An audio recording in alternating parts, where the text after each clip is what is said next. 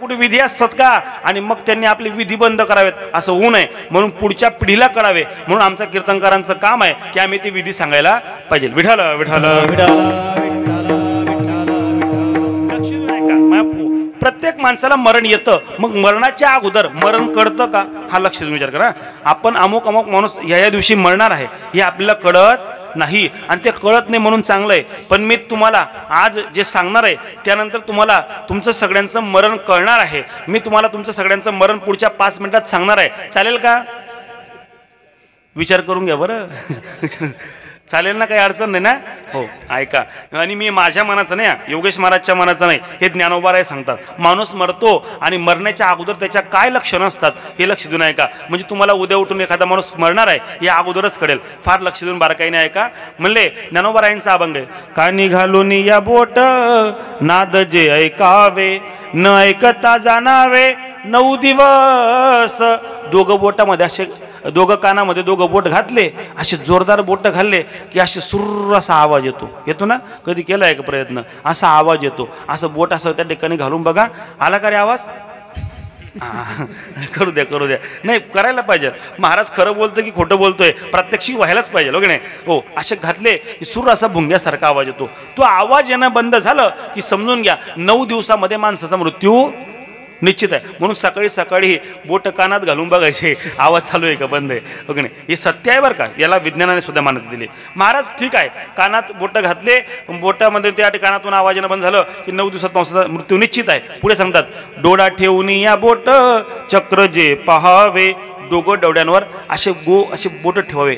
डोकं डोळ्यांवर ठेवले की असे गोल गोल गोल गोल चक्र या पापण्यांवर दिसायला लागतात. पापण्यांवर ते दिसणं बंद झालं की समजून घ्या पुढच्या 7 दिवसामध्ये तुमचा मृत्यू निश्चित आहे. महाराज पुढचं लक्षण सांगतो. मायपो भुवया पाहता नयनी.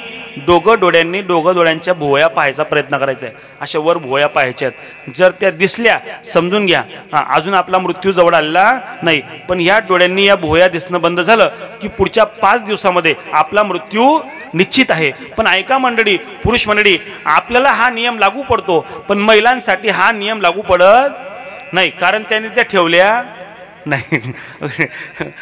ते ठेवत नाही ते नाही. त्यांना तिथं जास्त त्रास काय पुरतो मला कळत नाही. बरं खरं सांगा आपण या बोया काढल्या नाहीत, आपण ॲब्रो केले नाहीत म्हणून आपला या झाडेस माडकतस का रस्ते चालतं तसं काही होत नाही. पण ते काय करावं आता नाही. महिला मंडळ हे सुद्धा काढायचे नसतात.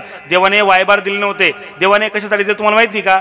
हे देण्यामागे देवाचा अशी इच्छा होती की जर समजा हो शेतकरी लोक आहेत सगळे कामं करता करता त्यांना घाम आला, तो घाम सरळ डोळ्यात जाऊ नये असा बांधा निघून जावा म्हणून हे काय घातले? बांध घातले. पण आपल्या शेतकऱ्याला शेतात इंटरेस्ट नाही, बांधात इंटरेस्ट आहे. इतके बावचाळलेले लोक दिवसभर बांधतच घुसतील. ते शेतात जाणार नाही, तिथं राबणार नाही, तिथं बोंब पडत त्यांची, ते बांधत राहतात ते. हो सांगायचं अर्थ मायपो या भुवया दिसणं बंद झालं की 5 दिवसामध्ये आपला मृत्यू निश्चित आहे. पुढे अजून सांगा महाराज. हो नासागरीचे अग्र न दिसता नयनी तो चिदिनी मना रामकृष्ण. दोघं डोळ्यांनी नाकाचा अग्रभाग पाहायचा प्रयत्न करायचा अशी तिरकस डोळे करून. आणि जर तो अग्रभाग दिसला नाही समजून घ्या 24 तासाच्या आत मृत्यू निश्चित आहे. हे योगेश महाराज सांगतायत, ज्ञानोबाराय सांगतात, यात नवल नाही. हे तुम्हालाही कळायचं ना की एखाद्या माणसाचा नाकाचा शेंडा पडला की लोक काय म्हणायचे? आता याला वेळ लागत नाही, हा गेला. म्हणजे हे पूर्वीपासून चालत आलेलं सगळं त्या ठिकाणी आहे. पण हे सगळं ज्ञानदेव म्हणे साधूचे लक्षण हे सगळं साधूला कळतं. याला कारण त्यासाठी योग लागते, साधना लागते आणि तेव्हा त्या ठिकाणी विठ्ठल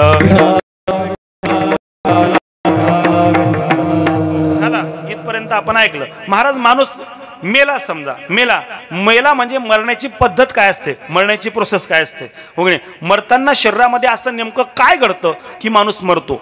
फार लक्ष देऊ नका बरं का. या अगदी बारीक सारी गोष्टी आहेत. या शरीरामध्ये अशी हालचाल काय होते की माणसाला मरावं लागतं ते तुम्हाला सांगतो. माणसाच्या शरीरामध्ये 5 प्रकारचे प्राणवायू आहेत. किती प्रकारचे? 5 प्रकारचे प्राणवायू आहेत. आता बघा ते प्राणवायू कोणते यासाठी गरुड पुराणामध्ये श्लोक आलाय. कोणता? हृदी पानो गुदेह पानो समानो नाभिमंडला उदान कंठ दे सच्च व्यान सर्व शरीरा. आता ते भूदेव बसलेत तिकडे. ब्राह्मण भाऊ आहेत ना तुम्ही मागे बसले? हां हो, ती मंडळी आपल्याकडनं पूजा करून घेताना म्हणतात पानायसा, अपानायसा, व्यानायसा, समानायसा, उदानायस्वा. याला कारण हे 5 प्रकारचे प्राणवायू आहेत आणि त्यांना ती आहुती द्यायची असते, म्हणून त्या ठिकाणी आपल्याला स्वाहा म्हणावं लागतं. मग ऐका, हे 5 प्रकारचे प्राणवायू आपल्या शरीरातून निघून गेले म्हणजेच त्या ठिकाणी माणूस मेला. मग हे 5 प्रकारचे प्राणवायू कुठे राहतात यासाठी सांगितलंय. याची छाती आहे, आपण बोलतोय आणि श्वास घेतोय, याला पान नावाचा प्राणवायू म्हणतात. काय म्हणतात? पान नावाचा. कमरेच्या खाली जो आपल्याला शिरतो कधी कधी उग्र खाल्ल्यावर, त्याला अपान नावाचा प्राणवायू म्हणतात. काय म्हणतात? अपान. हो. समान नावाचा प्राणवायू हो मापू नाभीमध्ये म्हणजे आपल्या बेंबीमध्ये त्या ठिकाणी प्राणवायू राहतो. आणि त्या ठिकाणी हो मापू उदान नावाचा प्राणवायू हो हा कंठामध्ये बोलता बोलता जो आपल्या तोंडातून वारा बाहेर पडतोय याला उदान म्हणतात. काय म्हणतात? उदान. आणि व्यान हा सर्व शरीरा, व्यान नावाचा प्राणवायू सर्व शरीरामध्ये असतो. सर्व शरीरामध्ये फिरता फिरता त्या व्यान नावाचा प्राणवायू जर कंटाळला आणि त्याने विचार केला, अरे पूर्ण शरीरामध्ये फिरून काय फायदा आहे, एक काम करू आपण अर्ध्या शरीरामध्ये फिरू. अर्ध्या शरीरामध्ये तो वायू फिरू लागला आणि अर्ध्या शरीरामध्ये फिरत नाही, तर माणसाला काय होतं? हां, पॅरालिस. आणि त्याला शुद्ध मराठीमध्ये अर्धांग वायू म्हणतात. काय म्हणतात? हां, कळलं तुम्हाला आता? हे विज्ञानाला आता कळलं. हे 5000 वर्षापूर्वी संतांनी लिहून ठेवलंय सगळं. अर्धांग वायू होतो म्हणजे काय होतं? अर्ध्या शरीरामध्ये वायू फिरणं बंद होतं. कोणता वायू? व्यान. कोणता? व्यान. हे लक्षात ठेवा, फार महत्वाची माहिती आहे ही, परत भेटणार नाही तुम्हाला. मग अशा पद्धतीने त्या ठिकाणी हे 5 प्रकारचे प्राणवायू आपल्या शरीरातून निघून गेले की आपण मरतो. बरं ठीक आहे महाराज, 5 प्रकारचे प्राणवायू आपल्या शरीरातून निघाल्यावर आपण मरतो, पण हे निघतात म्हणजे कुठून निघतात, यांना जागा कोणती आहे? एक एक प्रश्न तुम्हाला मोकळा करतो. या 5 प्रकारच्या प्राणवायूंना निघण्यासाठी आपल्या शरीरामध्ये 10 दरवाजे आहेत. किती दरवाजे आहेत? 10. मी बोलतो तुम्ही मोजत चला, मला गणित कच्चं आहे बरं म्हणा, तुम्ही पटपट बोला. 2 डोळे. डोळे किती? 2. कान किती झाले? 4. तोंड एकच होतं का म्हटलं का 2 आहे कोणाला? बोलताना 2 करतात. तोंड 1 5. नाभी 1 किती झाले? 7. मूत्रपिंडद्वार 7 अधिक 2 किती झाले? 9. महाराज 10वा दरवाजा सांगतो तुम्हाला. तुमच्या आमच्या आईने लहानपणी 10वा दरवाजा बंद. ज्येष्ठ मंडळी तुम्हाला सगळ्यांना प्रश्न, महिला मंडळ तुम्हाला सगळ्यांची ही टाळू आहे. लहानपणी कशी असते? मऊ असते, नरम असते. कोणाकोणाला बरं नाही, लहान लेकराची पाहिली. लहान लेकराचं त्या ठिकाणी हात लावून पाहिले की मऊ असते. आणि आता कशी झाली आहे? कडाक झाली आहे, कडाक. हो, नारळ फुटेल पण ती फुटणार गावना बाहेर जाऊ द्या मग फोड द्या का तुम्ही? ऐका माय, अशी कठीण झालेली ही टाळू बरं का. हा 10वा दरवाजा आहे. जेव्हा आपल्या आता या माझ्या आईसारख्या ज्या वयस्कर म्हाताऱ्या बसल्यात, लेकराला जर पोटात दुखायला लागलं ती आई काय करायची? ओवा चढायची, कुठं ठेवायची? डोक्यावर ठेवायची, पोटाला लावायची. डोकं इथं, पोट इथं, काही संबंध आहे का? पण ऐका, त्याच्यामागे लॉजिक आहे. आपल्या शरीराचं राष्ट्रपती भवन म्हणजे इथं आहे. कुठे आहे? इथं आहे. लक्ष देऊन ऐका मायपो, या 10 दरवाजातून माणसाचा प्राणवायू जातो. मग कोणाचा जीव कुठून गेलाय हे सुद्धा ओळखता येतं. फार लक्ष देऊन ऐका बारकाईने हे ऐका मायपो. जर एखाद्या माणसाचा जीव डोळ्यातून गेला असेल तर त्याचे डोळे बाहेर निघतात हो मेल्यानंतर. हो, एखाद्या माणसाचा जीव तोंडातून गेला असेल तर त्याचं तोंड आ राहतं. एखाद्या माणसाचा जीव मूत्रपिंड किंवा गुदद्वाराद्वारे निघाला असेल तर त्याला मरताना शियाने सू होते. समजून घ्यायचं की त्याचा जीव तिथून गेला आहे. बघा, या अशा बारीक सारी गोष्टी आहेत की एक एक गोष्टीने कुठून प्राण जातो हे सुद्धा आपल्याला सांगता येतं. ज्याची टाळू लवकर थंड झाली समजून घ्यायचा त्याचा प्राण कुठून गेला आहे? टाळूतून गेलाय. हे सगळे असणारे लॉजिक आहेत. या सगळ्या प्रोसेसला जवळजवळ 3.5 तास लागतात. या शरीराला बंद होण्यासाठी किती तास लागतात? 3.5 तास. 3.5 तास मध्ये हे शरीर त्या ठिकाणी म्हणजे 1 प्रहर. किती झालं ते? 1 प्रहर म्हणजे आपल्याकडे तर असं आहे की 3.5 प्रहराच्या पहिले मेलेला माणूस कधीच ठेवायचा नसतो, असं शास्त्र आहे.